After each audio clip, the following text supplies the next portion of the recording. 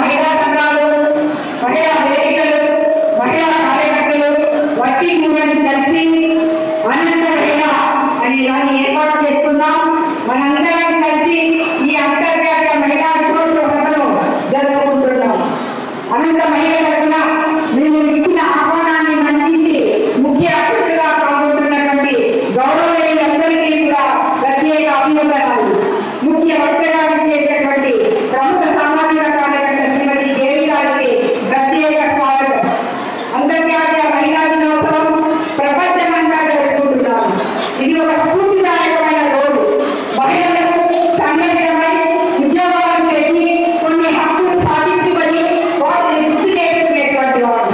అలాగే ఐక్యరాజ్య సమితి మన పిలుపుని కూడా ఆ పిలుపుని అనుసరించి ప్రపంచంలో ఉన్నటువంటి అందరూ మహిళలు, ప్రభుత్వాలు అందరూ కూడా కలిసికట్టుగా ఆ పిలుపుని అనుసరించి ఆ పిలుపుని సాధించడానికి ప్రయత్నం చేస్తున్నారు. ఈ రోజు ఈ సంవత్సరం ఐక్యరాజ్య సమితి ఇచ్చినటువంటి పిలుపు యాక్సలరేట్ యాక్షన్, అంటే చేయాలన్న దాన్ని త్వరగా చేయండి అని అర్థం.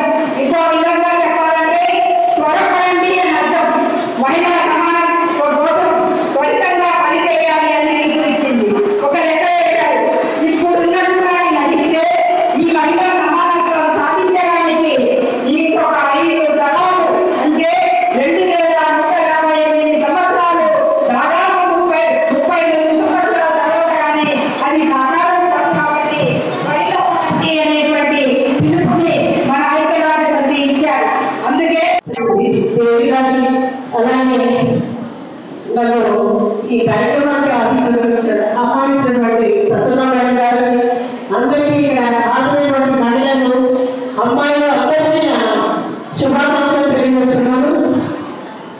ముఖ్యంగా నా ఐసీఎస్లో 38 సంవత్సరాల అనుభవంలో చెప్తున్నది ఏమంటే, ఎక్కువగా మన అనంతపురం జిల్లాలో మన మహిళలు ఎదుర్కొంటున్న ముఖ్యమైన సమస్య బాల్య వివాహాలు, అలాగే రక్తహీనత అనేది ఎక్కువగా ఉంటారు.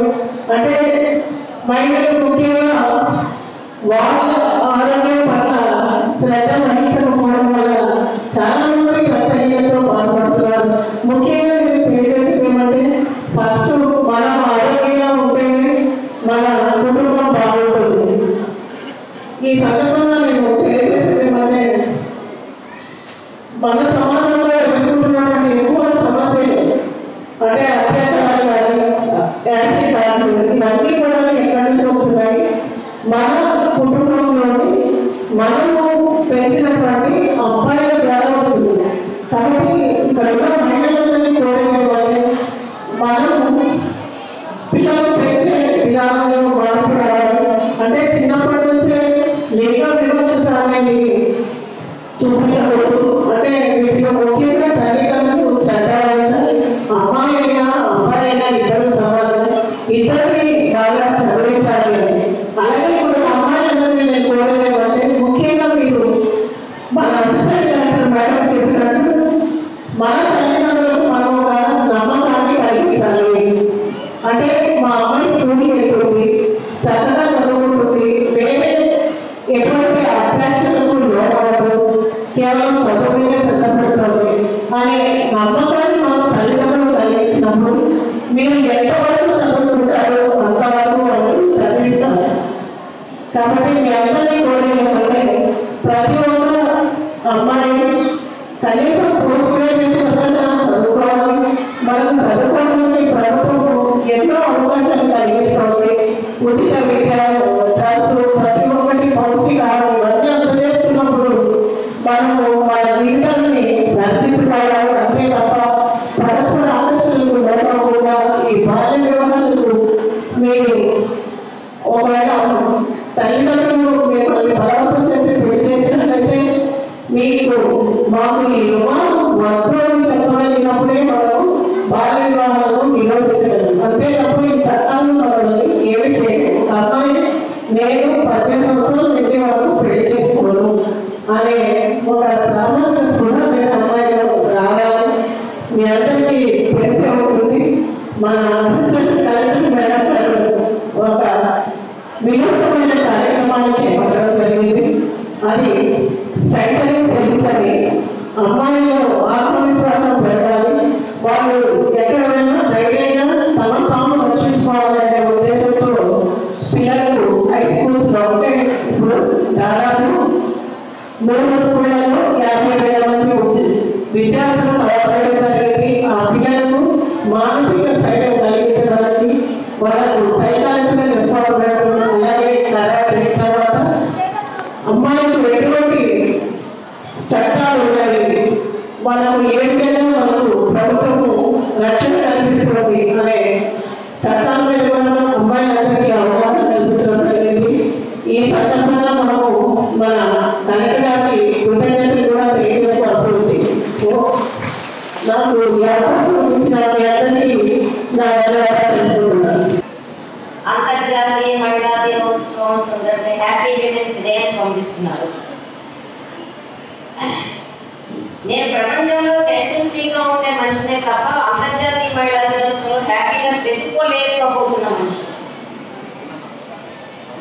దానికి కారణం ఏంటంటే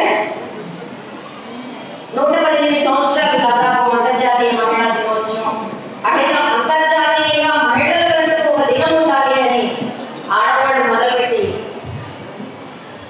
ఇంతకాలంగా కూడా హ్యాపీనెస్ ఎందుకు రావడం లేదు అని నన్ను నేనే ప్రశ్నించుకున్నాను. సార్, ఒక హ్యాపీనెస్ అనేది, ఒక ఆనందం అనేది వ్యక్తిగతమైన విషయమా? నా మటుకు నేను ఆనందంగా ఉంటే ఆనందంగా ఉండగలను. ఆనందం అనేది సామూహికం. ఆనందం అనేది మనందరం కలిస్తే వచ్చింది. నేను ఎందుకు ఆనందించలేకపోతున్నాను అని ప్రశ్నిస్తుంటే మీరందరూ ఎందుకు ఆనందించలేకపోతున్నారో నేను అందుకే ఆనందించలేను. ఎందుకు ఆనందించలేకపోతున్నాం? మనిషి ఆనందించడానికి ఏం కావాలి? కోట్ అనుకోడు. మనిషి ఆనందించడానికి ఏం కావాలి అని అడుగుతున్నాను. మనిషి అని ఎందుకు అంటున్నాను? Interesting question. మీరందరూ మనుషులేనా? మీరందరూ మనుషులేనా? మీరందరూ మనుషులేనా?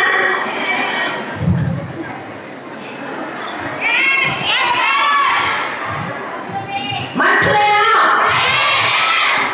ఓ 4 మంది చేయలేదు. మనుషులేనా?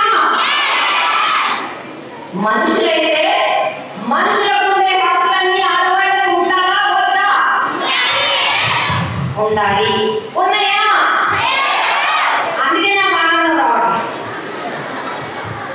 ఏమేమి ఉన్నాయో చెప్పుకోవడం చాలా తేలిక.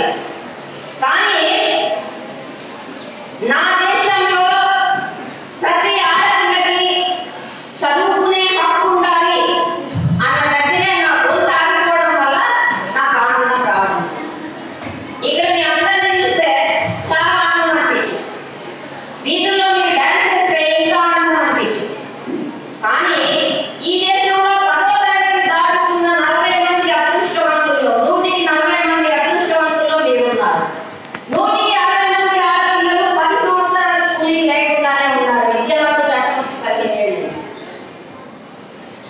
ఆనందించలేకపోతున్నాను అంటే నాకు పుట్టిన ప్రతి ఆడపిల్ల తన ఐఏఎస్ కావాలనుకుంటే ఐఏఎస్ సమాధానంగా హక్కు పంపిస్తున్నారు.